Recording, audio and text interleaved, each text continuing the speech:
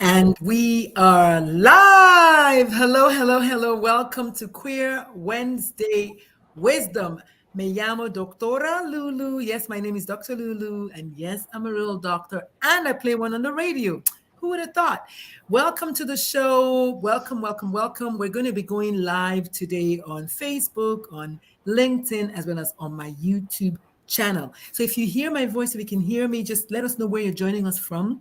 If you're watching this live, let us know if it's live. If you're watching this as a replay, let us know if let's just type replay in the comment section. But this show is not about me, it's about queer folks. So get ready to rumble. And if you are a homophobe, take several seats and bring your friends. Let's talk about let's talk. So happy day after election day. What do you do to maintain your mental health during election time? The last election, I was so involved. I got my little fibromyalgia so flared up. This time around, I used my block button. So let me ask my guests what they did, because I just used my block button. I live in Texas. I just block. So my guest today is Catherine Coleman, joining us from Indiana. So Catherine, how are you? Welcome to the show. Hi, I'm doing great, Dr. Lulu. Thank you so much for having me. You're very welcome. And obviously, I'm going to drag you into whether you're political or not. What did you do for the last 24 hours? How has that been for you? How have the 24 hours been for you? Whatever. How has it been for you? It's been okay. It's been interesting. Some of the elections locally have been, I guess, what was expected as far as that national level. Last night, I would say we kind of tuned it out. We were watching Disney movies and, relaxing. So having that family time to take that step away from it. Today, I've been kind of hit and miss checking on it, but trying not to focus too much and just, let what will come, and, we'll go from there.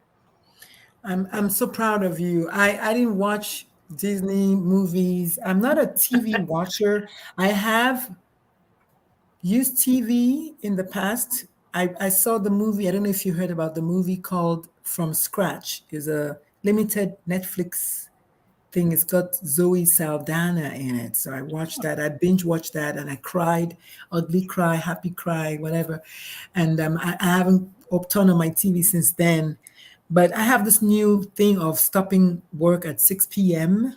Mm-hmm. So yesterday I stopped work at 2 a.m. because I was working on my brand new journal. So I said, I'm not going to get up from this desk until I finish. And I did. And I pressed publish at 1:48 a.m. So, and then I said to myself, oh, so you can focus like this? I thought you always claim you have ADD. So I now know that I can focus. And so I was like, I'm going to do that so I can't think about anything political. And it worked. It worked. Yeah, good. So I'm going to be writing a lot of journals now. Yeah. So thank you so much for coming to the show. I'm so excited to talk with you today. I know most people that come on this show, because it's streamed mainly on LinkedIn, I met them mainly on LinkedIn. So how did we meet? Because I can't remember, but I know it must have been LinkedIn. But how did it happen? Do you remember? Yeah, so it was through LinkedIn.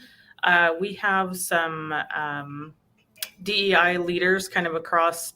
I don't even know that it's just US, but kind of across the world that are up there.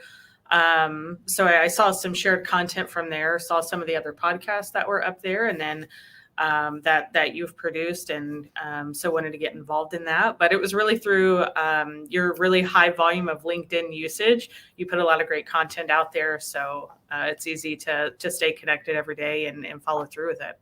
Oh, I appreciate that. My LinkedIn actually usage was accidental. My Facebook was hacked in March. And so I had 60 days of heavy mourning, and I was just crying and crying. I was so sad. And then I realized, wait, what about LinkedIn? Mm-hmm. And it was just one thing led to the other. And now I don't even think about Facebook anymore. Somebody called it face ache yesterday. I was like, oh my goodness. But so if you're on the show, it's one of two things. Either you're an ally or you're an ally.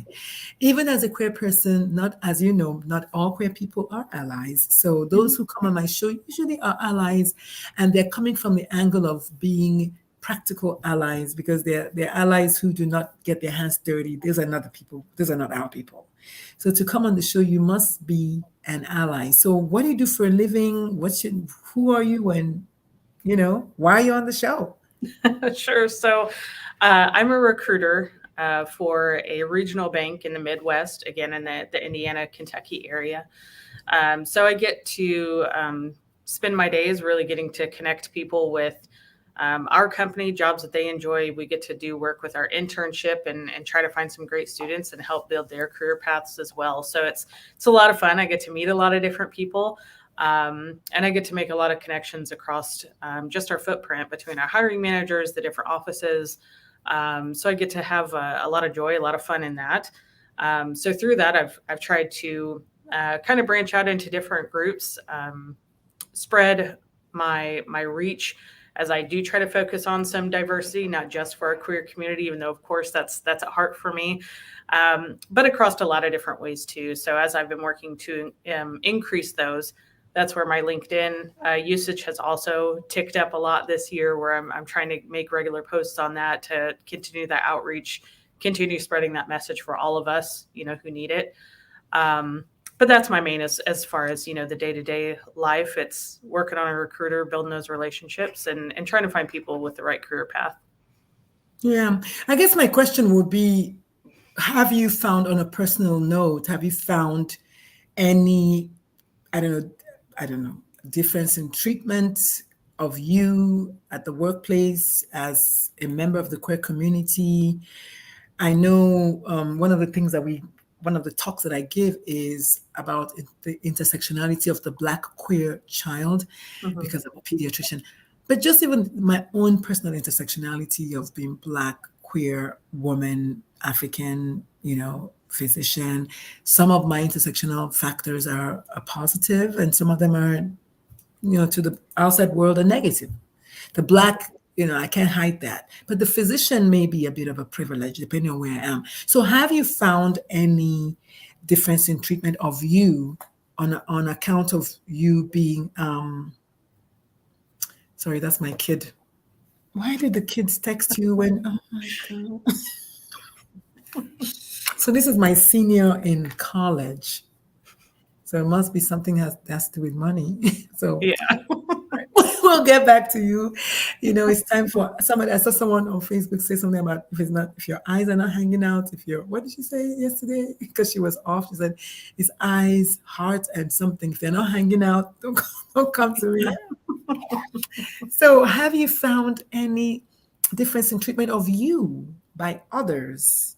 Maybe because you're queer, or do you find that you have to disclose that in your spaces where you work?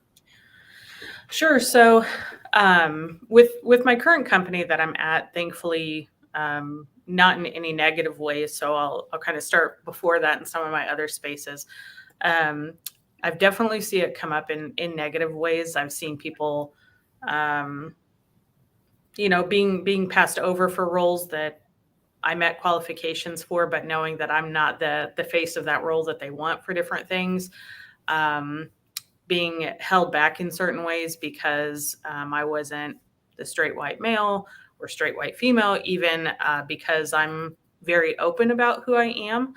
That was something that kind of evolved over time. Whenever I first got into banking, of course, I'm in banking now, even though I'm on the HR side, but I've been in the banking industry for 10 years. So whenever I first got into it, I was in my public life, I was out, but in my work life, I was very closeted at work because I was terrified, because I knew that I was the only one like that. I was worried I was going to be treated different. So it was a very slow progression into that. Thankfully, at the company I'm at now, it's been very good. So it's been positive. I get to connect with people in different ways, and with me being a recruiter, I feel that my experience has been I get to go to career fairs a lot, or internship fairs. And I feel like it makes me approachable because they're able to come to the table because you see someone like you. You see someone on that side of the table that you can identify with that is of your community. And that makes it easier for them to approach and say, well, maybe I do have a place there. Maybe I do have a place in a bank, because sometimes we get that a lot. I can never work for a bank. And I'm like, well, hold on, why not? Let's talk about it. And they just think math and no, I can't do math. I shouldn't be there. So it gives me the opportunity to connect with them and be approachable because they think that that's something that's not attainable. They haven't seen themselves or someone like themselves in that role.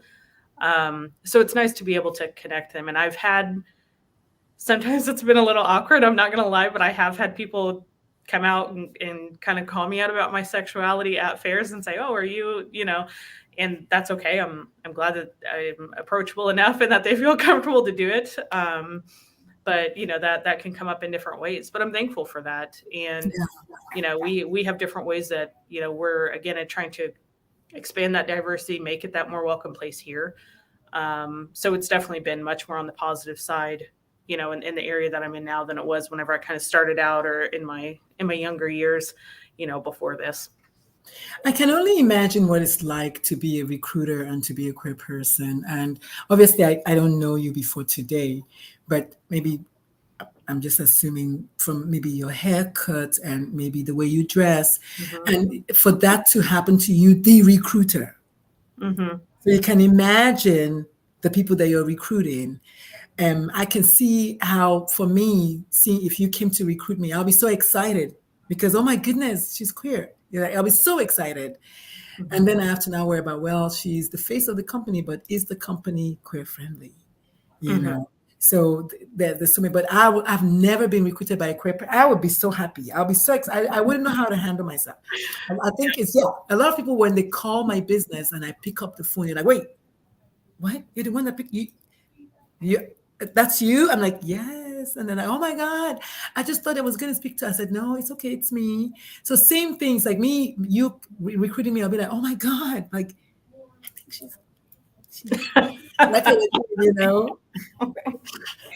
So I'm so happy for everyone that you recruit. I'm so happy for everyone that comes in your orbit.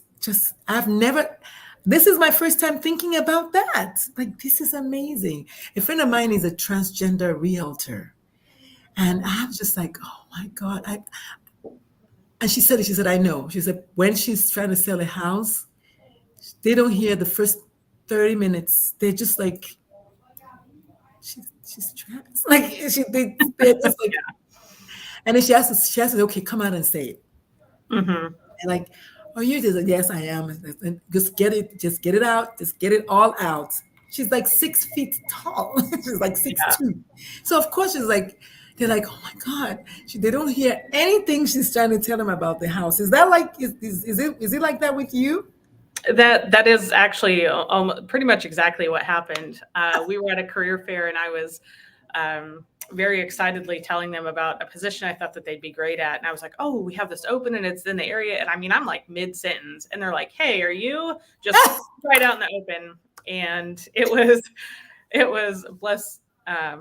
bless her heart, my good friend, my boss was there with me. And I know it just rocked her world for a second. I was like, it's okay. It's not a bad thing. It's all right. But there was definitely that moment of shock for us too. Like I was talking about like a customer service spot and your mind is, totally somewhere else. And that's okay. I don't think they ended up applying, but that's all right. Oh, well, and you know what? And at that point, you have to get out of your head. Because we have to get out of our heads. And this is just my thought.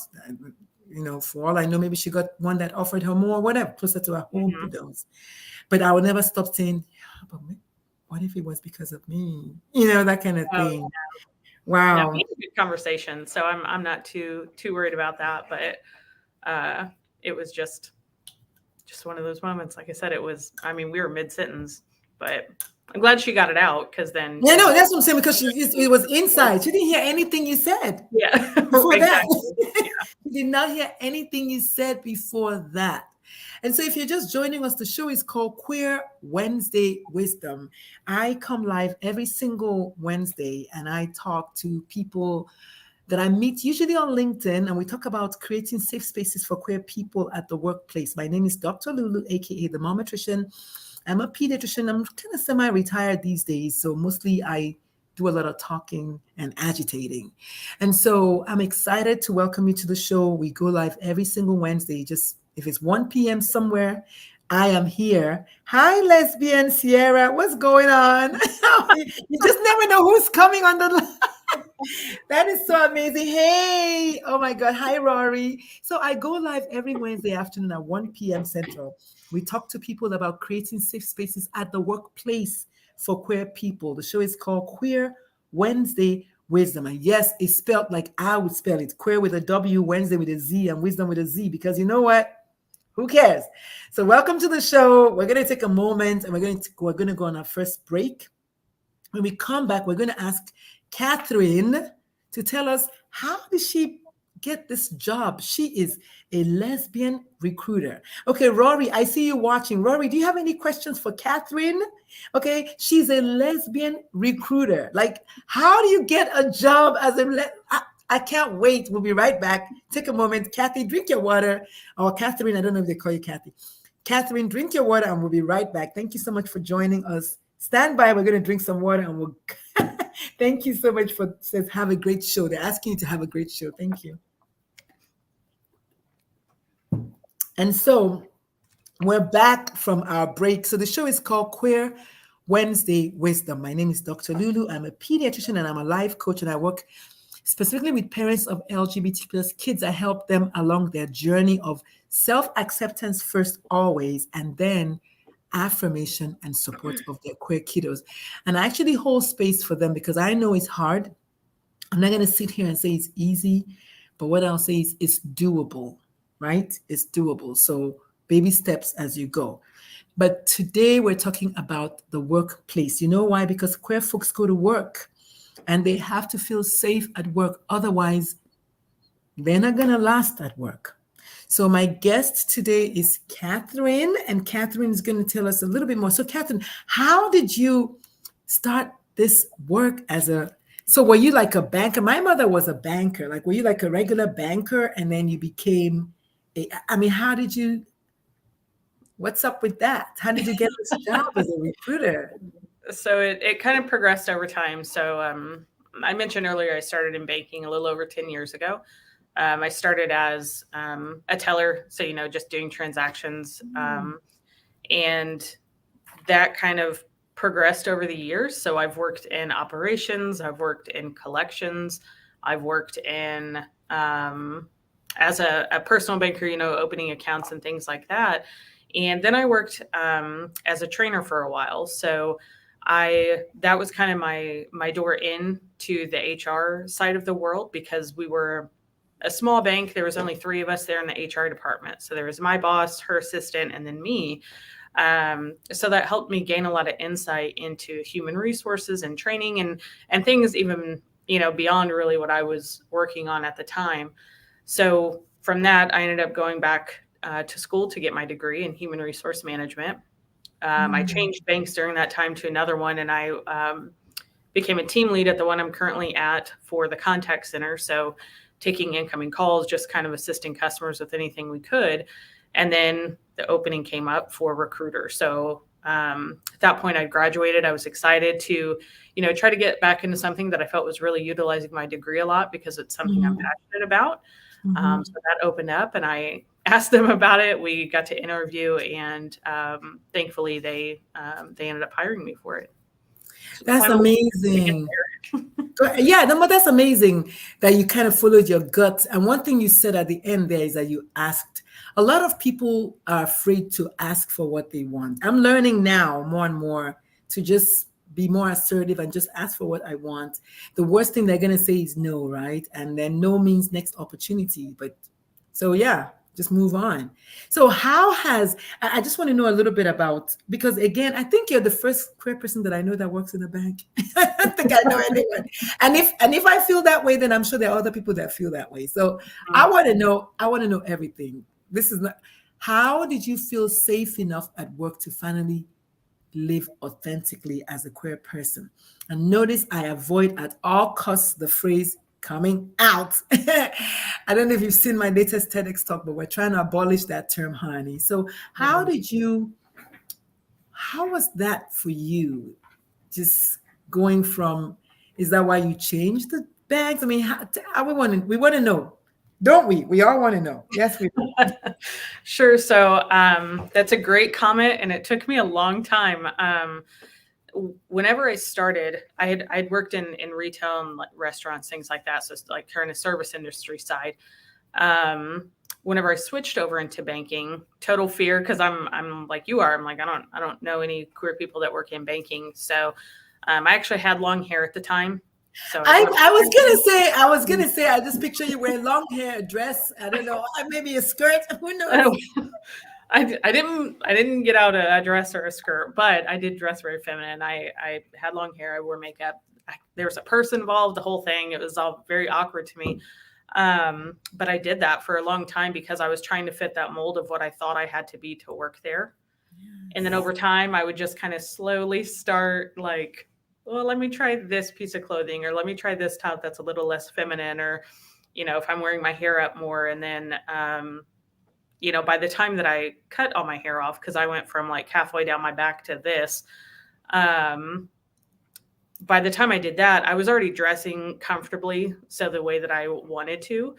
But that took, I was there 7.5 years, so I mean, that took a long time whenever I did that. It was probably 3 years until I would say that I was truly showing up at work comfortably dressed, sharing who I was, sharing, if I was dating someone or not, sharing just anything about my life, because I was so nervous that I wasn't going to fit that mold of what they were looking for. So really trying to talk to people, really listening to the conversations around me to see, are they talking about someone that they know? Do they have a friend? Have they, is this a safe space? So you're kind of interviewing Hyper them almost vigilant. in a sort. Yeah. Yes. Yeah, like I was gonna say hyper vigilant. Like you just, that's not even comfortable. Oh my God, you said so much things already. You said fit the mold more than once. You said comfortable, dressing comfortably. These are things that as a cisgendered woman, I have taken for granted. I needed this conversation with you today. Hopefully, other people will hear. Just as a cisgender woman, this is what I was saying about intersectionality. I'm cisgender passing all day. I'm cisgendered and I pass as cisgender. You know what I mean? Like for me, it's a double win. My ex-wife is cisgender, but she doesn't pass as cisgender. She's fairly androgynous. And she's got a very beautiful childlike face, but her body is not shaped like that. So there was that. So, and she doesn't wear a dress. What's that? Like, it's like, what? So I can just listening to you speak, how do you then, I guess you will be the right person to be a recruiter because you are the doorway for a queer person to come into an establishment, and coming through you will be amazing because you already affirmed them right at the gate, right? I mean, I hope so. That's I my think goal, is to so. certainly make them feel welcome, feel comfortable in the conversation that we're having. Whether that's for a high level position that we have, a lower level position, just an intern, they're all equally as important whenever I'm talking to them. So I want to make sure that they feel good about the choice that they're making. They feel good about the conversation that they're in, and that they feel welcome. I don't want.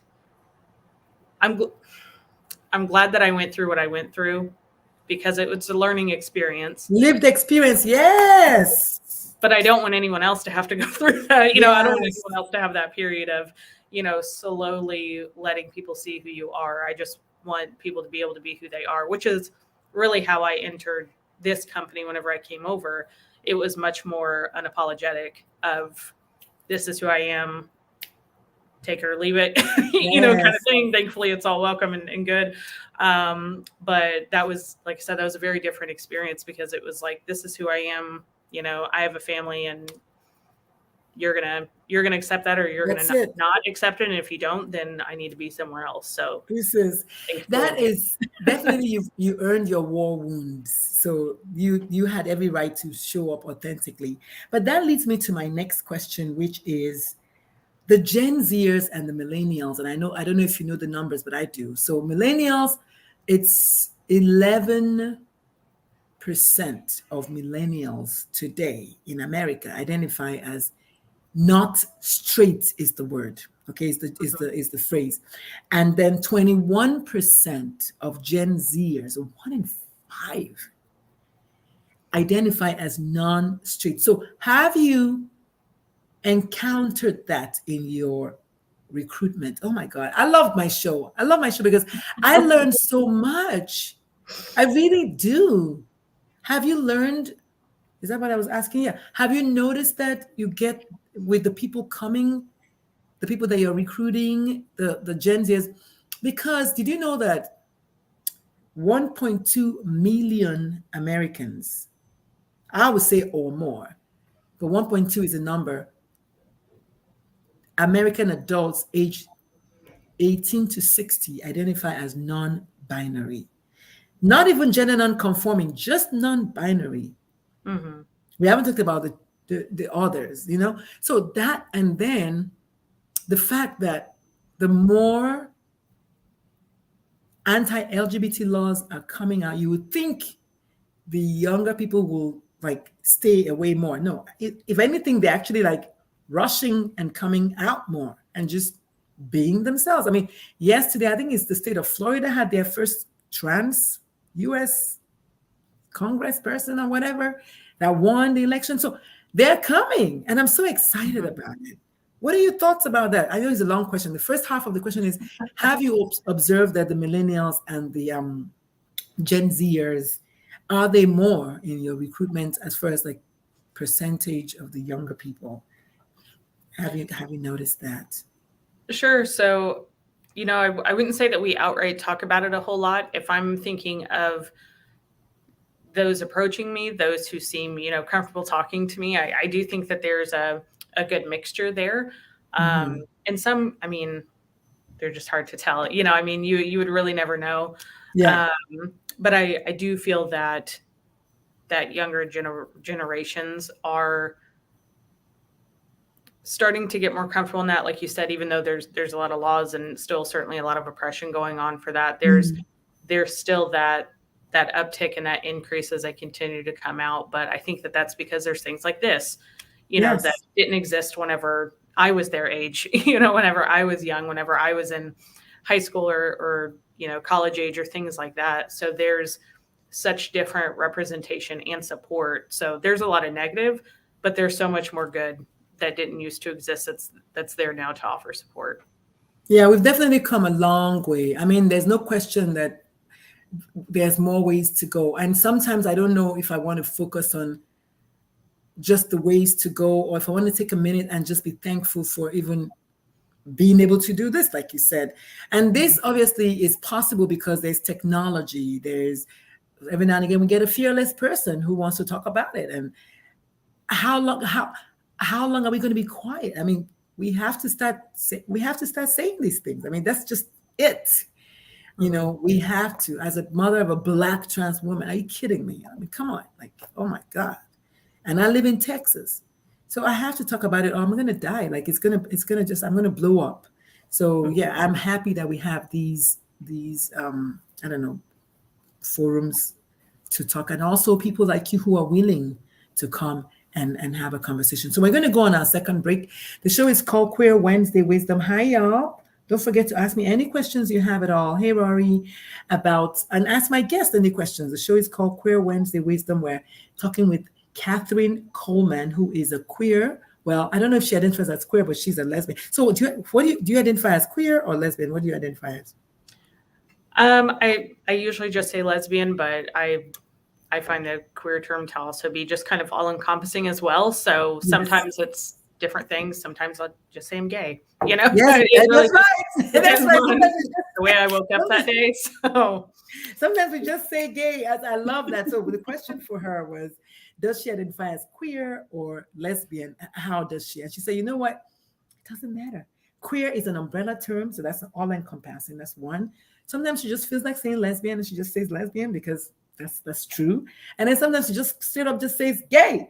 And so the real thing here is what's in a name. What's in a name?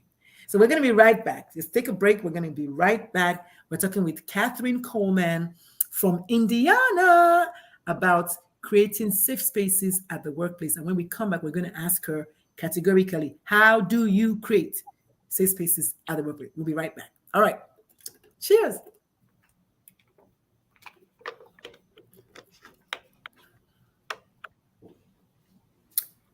We're back.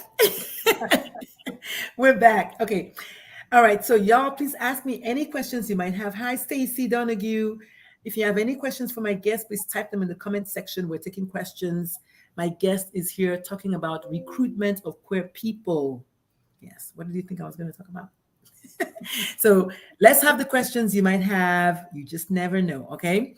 So, Catherine, let me ask you my own question. How do you create safe spaces at the workplace? How do you approach? Now, are you only recruiting for your bank or do you recruit for outside people as well? Let me just kind of be clear on that. The bank. Okay, the bank. So how have you then? In this case, you have already done the work. So how have you gotten your bank to be intentional about creating safe spaces at the workplace for queer people? And you can talk about C-suite level, you can talk about employee level, and you can also talk about the queer person themselves being an active player in creating safe spaces for themselves. So you can just take it away.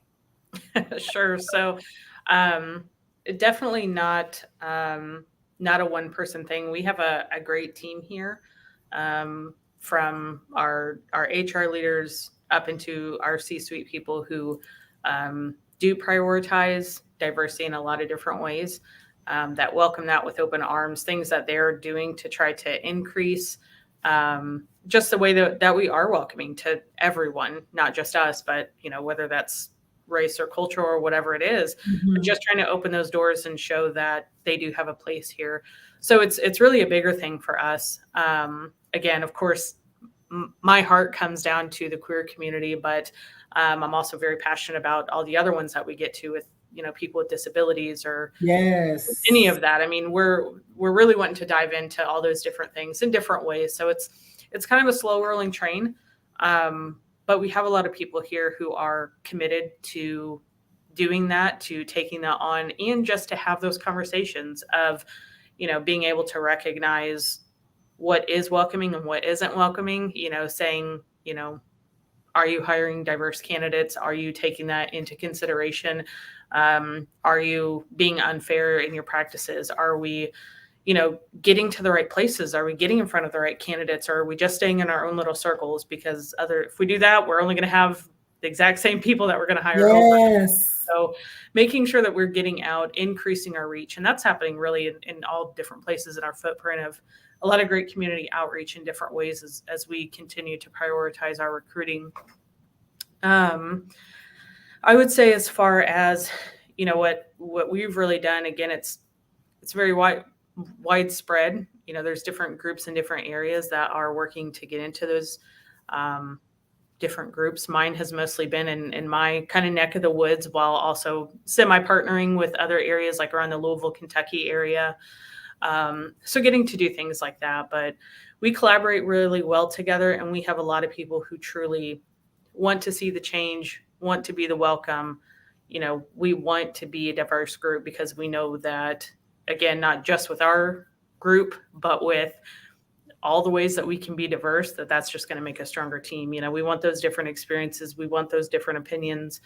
So we're just trying to find ways to get out into the community to increase it. I just love to hear Kentucky and LGBT in the same sentence. I don't know.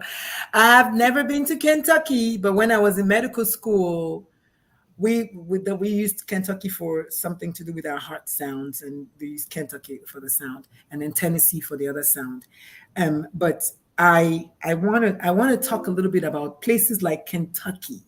Mm-hmm. Are they truly queer friendly? I'm just going to come out and ask it because isn't that like the deep south? It's it can be in some areas. I'm not going to say that it's not, but there's a lot of great support there too. So there's a lot of great programs there, especially within that Louisville area, to support the queer community. And then there's also the the thing about diverse communities. Whenever you get into those groups support each other. So I was down there at a Juneteenth event in Shelbyville, and the NAACP president was there speaking beautifully, and she was even saying like, "This isn't our holiday. This is your holiday. This is for Yeah. all of us, who have Mm-hmm.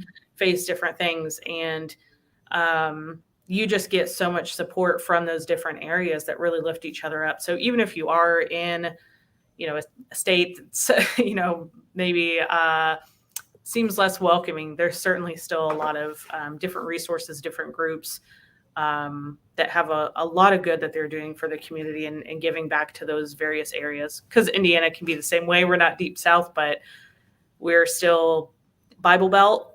So we Mm. get that a lot as far as a lot of negativity from it too. Yeah. Yeah. Ah, that you've said enough. Once you say Bible Belt, that is over. It's over. So how would you advise, if you want to use that word, queer people to advocate for themselves? I know there's no like, I don't know, strategy, but what would you say to a queer person who's a bit trepidatious? Is that the word? And is like, I don't, how do I, what do I, what advice would you have for them if for being queer? Super good show. Thank you, lesbian Sarah. Y'all have been an amazing. Oh my, look at that. You're getting so much love. Christy Leap of Faith says, you all have an amazing day. Blessings, prayers, and love to you all. This is so amazing. Christy, thank you so much for the follow. Somebody says, sending love to you all and keep shining. Remember, y'all are loved. You're getting so much love, girl. This is so good. Lesbian Sarah says, super good show. Thank you. Lesbian Sarah, first of all, you are the MVP. I love your name. I was talking about how you have some crazy names on TikTok. She's Mm-hmm. not, look at that. She's fearless. She's like, I'm going to Mm-hmm. say who I am, and there's nothing you can do about it. So, Lesbian Sarah, let's connect, honey. You might be the next person on the show. And Rory, thank you for hanging in there. We're almost done. So the show is called Queer Wednesday Wisdom. I go live every single afternoon at 1 p.m. Central, every single Wednesday at 1 p.m. Central. I usually have one victim or the other who is in my space, and we're talking about cool stuff like how to create safe spaces for people who are minorities in one way or the other, whether it's Black or gay or, I don't know, neurodiverse or mentally challenged or, I don't know, some kind of disability. We have to talk about them. So now we're going to ask her, how do queer people, how should, or any advice she has for queer people to advocate for themselves? How do we approach that as a queer person who's coming to the space? So take it away, Karen. Catherine. Oh, did I just call you Karen? Lord, It's all right. I'm done, Karen, Christy, Catherine. Oh my goodness. It's all right. I'll answer. You're not a Karen, for the record. No, Thank you. no. One of my parents that I coach, her name is actually Karen. She's the mother of a transgender child, and every time I call, I say, so Karen. So I stop calling her Karen. I call her Casey, which are her initials now, because I said I cannot call you Karen. I can't think straight.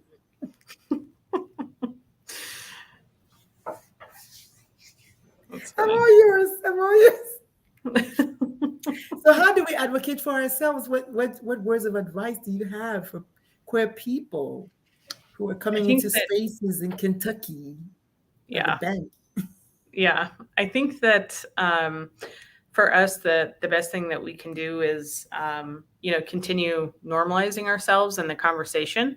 Um, I go to the zoo with my wife and kid, just like my straight friends do with their straight families, so we're all doing the same things, and there's really nothing that's making my family any different than yours. So continuing to normalize those things. And one thing that has definitely come to me with age that I didn't have in my younger years, was staying calm in those conversations, because it's hard to not get really defensive and just want to explode on someone whenever they're being offensive, whenever they're saying something mean, and you just want to, shout at them and, say, what are you thinking? And what is wrong with you? Why would you say that to someone? So that ability to stay calm and challenge them, what is making you think that I'm a bad person? My family's no different than yours, so that ability to take that step back, challenge why they have that perception, why they have that bias, and call that to the front, and then just kind of break that down, and it's like, well, your family's different than mine. Whenever it comes down to it, that's maybe all it is. So being able to handle those situations calmly, and move forward and make it a two-way conversation. I'm not saying that they're saying anything that's right, but giving that conversation, because if you raise your voice, if you act a certain way, then they're just going to say, oh, well, she's off the hook. She can't listen. She doesn't want to talk, or, she's emotional because she's a woman, whatever it is. Yeah. They're going to throw something back at you. They've shut off. They're not listening. So staying calm in those and just normalizing that, again, I'm not any different than you. There's not anything that makes me different than you in your family. Like, we have different family types, but we do all the same things together. I come to work like you do. We work in the same industry or similar industries, or have similar, whatever it is. So there's still a lot of similarities that are making us the same. So just trying to remind them that, we're human like you are, we're doing the same things. And, just like I said, to me, it's just been normalizing it and trying to stay calm with them. Yeah, I love that. I'm not a calm person. I'm just going to come out and say, I think as I've gotten older also, I've realized that, I'm going to pick the battles that I want to. Somebody went on my post today and said something, and I took a deep breath before I responded, but I did not. I was calm with my pace of typing, because I wasn't going to, but I may not have been nice. Mm-hmm. There's I may not have been nice. I'm just gonna come out and say it, but I respect you. There's a I can't even remember what song it is. It's on the new Taylor Swift album, but there's a line that she says, and it says, know when to bend and when to snap. And I was like, that's how I would describe it. You have to know when you're going to bend with them, have that conversation, or when, you might just snap, because I've had those moments too. So what I've found that is working for me now is I didn't respond right away. I gave it like an hour, which is what I call a deep breath, an hour. And when I responded, I responded with a note of finality. Like, this is what I'm saying, and I'm not going to engage any further. And I saw somewhere, somebody said something on Instagram where the gentleman said, I'm not going to argue with you anymore, because I found out that unless I'm getting paid, I'm not arguing, something like that. So I said, well, I tried that last night and it worked. I told this bunch of whoever's, I said, this is all I'm going to say, and I'm not going to argue because you're not paying me to argue.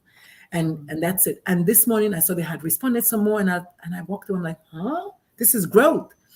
So I will respond, but I'm going to not take it any further for my own mental health. Now, of course, it depends, right, on the conversation to begin with. It depends on what's happening.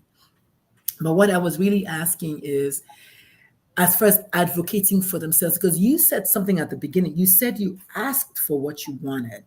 I can't remember at the very beginning, there was something we're talking about. You said you asked for something and you got it.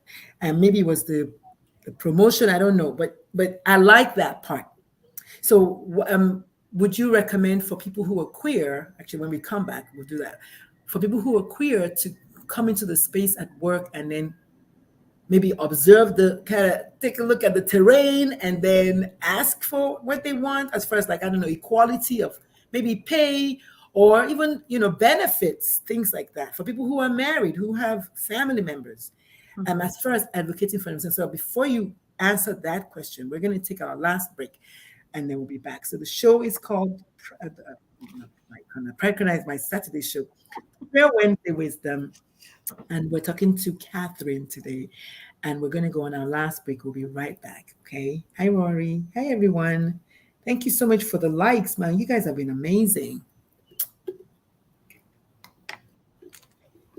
I just love my TikTok family. Are you on TikTok, Catherine? I am. Yes. I didn't know you were on there. I'll have to find you on there later. Yeah, we have to find each other. So I use the same name, Dr. Lulu Talk Radio. But I think if we type Dr. Lulu, I think my cousin told me one time, she said, Auntie, you're trending. I'm like, what does that mean? She was like, she said if you type Dr. Lulu, like I'm the first, like so many hits. I'm like, what? That was then, not now. But still, so if you type Dr. Lulu, you'll find me.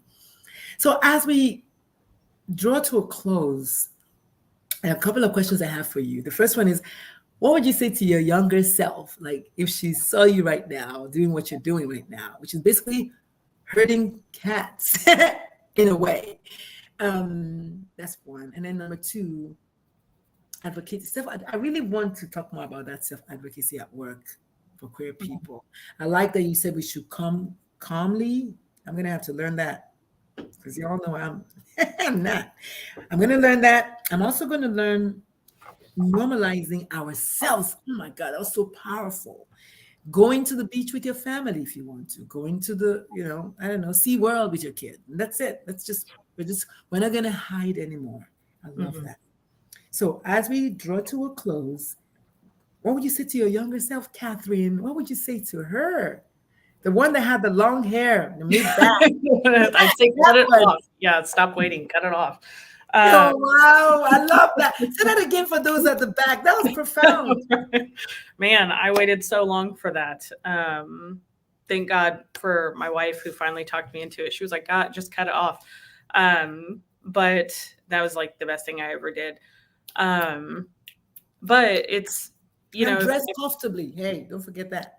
Yes, that's what I would say. I mean, I think that I would say, if I had a chance to talk to my younger self, whether that was 10 years ago, whenever I first got into this industry, if that was 18 coming out of high school, whenever there's so much change, or even if it had been whenever I was in high school, it would have just been that it's, you'll be okay. You can be yourself. You can show yourself. You can, outwardly show yourself so that you're comfortable and you'll be okay. You'll make it. You'll have your family and your career, and it will get there. Because sometimes you just don't know. Especially, and I'm just going to come here, especially people of color. I mean, Black people, Indians, Latinx, Hispanics, Asians, any people of color, the homophobia is the next level. It is. It's awful. I mean, yeah, there's a risk of being kicked out of the house. There's a risk of being killed. I think it was during the lockdown, there was a story of the gentleman that was beheaded by his own family members in Iran or Iraq or something. It is real. It is very real. It is. And I think it was the video you posted this morning, if I'm not mistaken, that you didn't do anything to turn your kid gay. And especially, to speak to the Black community as well, because I know that's, I do have some Black friends who are also in the queer community, so I see it from their side as far as I don't see it from their side, but I've seen what they've gone through too, as far as that extra level, that they've had to get past that I haven't, and that's part of, I face some of those same problems that they have, but I also certainly recognize that I have a privilege because I am white. So I don't have that same background that they're coming from, that extra hurdle that's getting set in front of them. Yeah. One of the two quotes I used to start most talks that I give is, I saw it somewhere, I don't know where. Two parents are speaking to their children. And so I give the icebreaker for the guests, my audience, to pick which which parent said what to which child, black or white. So one parent says, you have everything going for you. Now this, when the child says, Mom, I'm gay.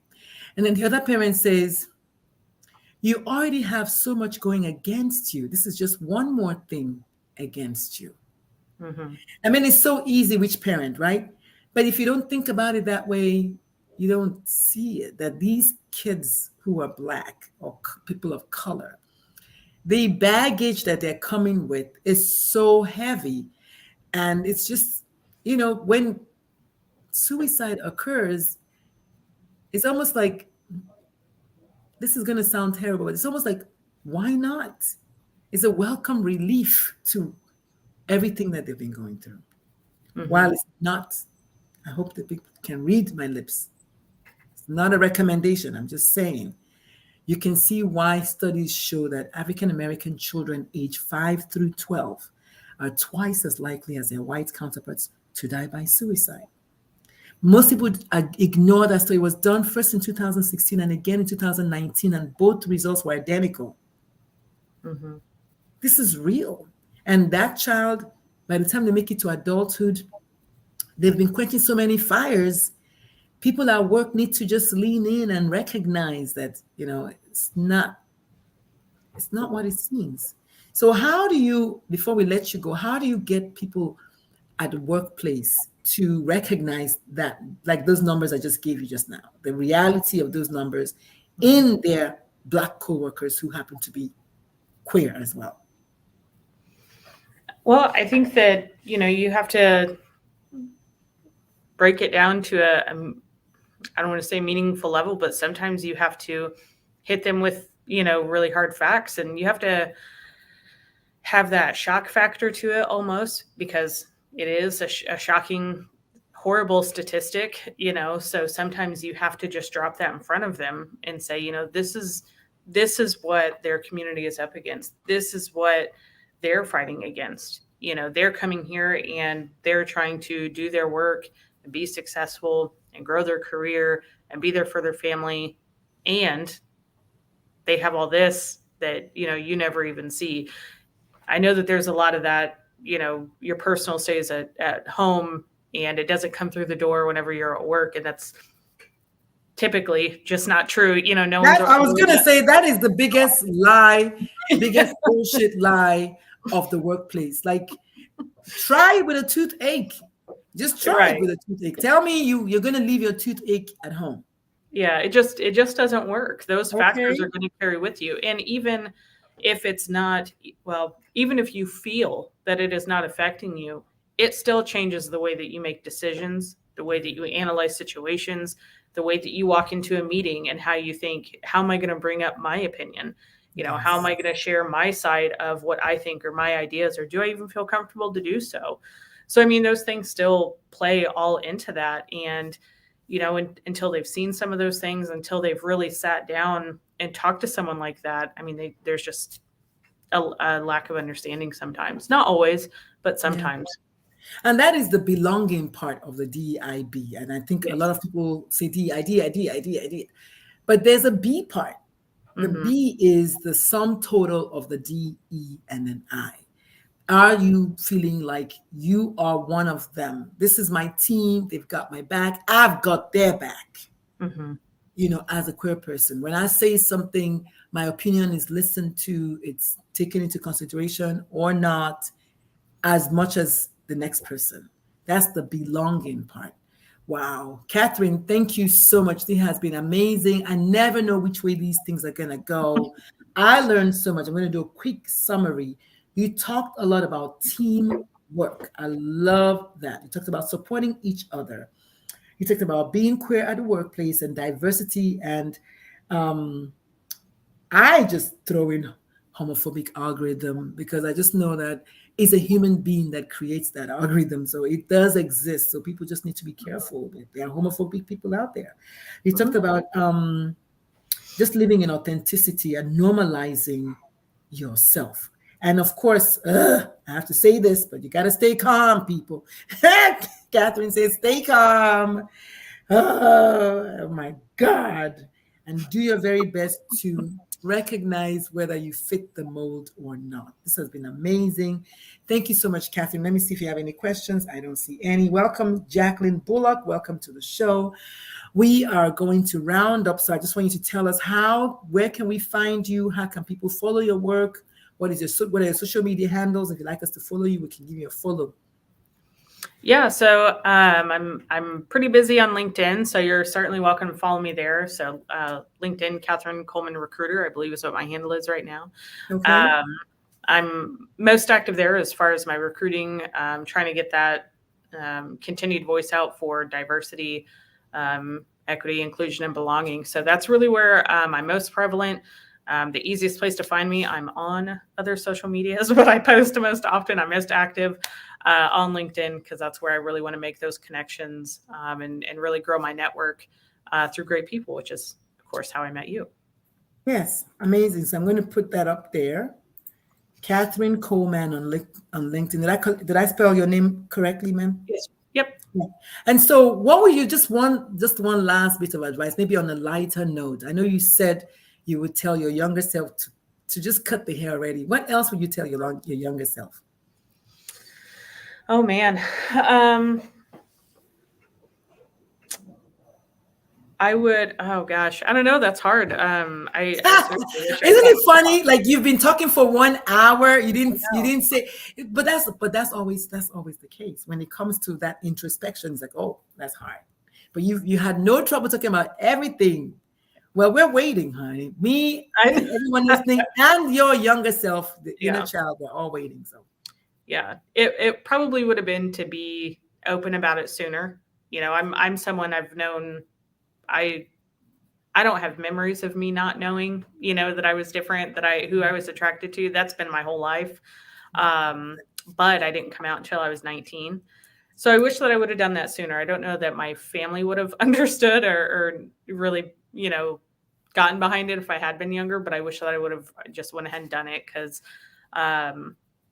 you know, I tried to mask into who I was, who I thought that they wanted me to be. And that really just delayed everything longer. So I wish that I had cut my hair off and just done what I wanted to from the start and just taken it easier on myself. Yeah. What a beautiful way to end. That's a fantastic note. I don't have any memory of not knowing. Thank you so much, Catherine. This has been amazing. You were amazing. Thank you for coming and gracing the stage with us today. Thank you so much to anyone who's listening. It has been amazing. Y'all, please show some love to Catherine. Show some love, tap your screens, show some love. And what's your social media, by the way? So my TikTok crew, they're good. So y'all, everyone watching, Lesbian Sierra, thank you so much for staying through the show. Rory, thank you for staying through the show. A lot of people have been coming in and going. Leron Solomon, 500, thank you for staying through the show. So what is your TikTok so we can go follow you? Oh my gosh, I don't even know what my TikTok is. I'm on there, but I don't post very often. Isn't that terrible? He doesn't get any better than this. She doesn't know her TikTok. At KM Coleman at 213. Okay, so at KM Coleman 213. Yes, that's my TikTok. Okay, There's so y'all you can find me. Y'all go find this woman at KM Coleman. KM, I don't even know what she said, Lord. KM Coleman 213. KM Coleman 213 on TikTok. Y'all go give her a follow. Holla at her till I sent y'all. Peace. See you later on TikTok. Bye. Oh my goodness. Thank you so much. You had 447 viewers. Oh, nice. On TikTok. Nice. So you did good. Yeah. So imagine if all of them went to follow you. I know. Yes. All right. Catherine, it's been amazing. Thank you so much for coming. Yeah, well, thanks for having me. It's been great talking to you today, and I so appreciate the content that you put out. I said it earlier. I think or maybe that was an inside thought, but you're putting out content that I wish that had been out there whenever I was younger. So I wish thankful. you had been there for me. I wish I had been there for me. Yeah, see, it's I great was the content. child. Yeah, I'm the child. Yeah. And I'm not even like, if you ask my kid, they're not going to say, oh, my mom is fantastic. I'm just as human as everyone else. But I think, I think Maya Angelou put it best. Once you do your best until you know better, then you do better. So we're trying to do better. That's it. Yeah. I think you're doing great. I always look forward to your content. So thank you for having me. It's been great. Yes, ma'am. I'll see you around. All right. Take care. Bye.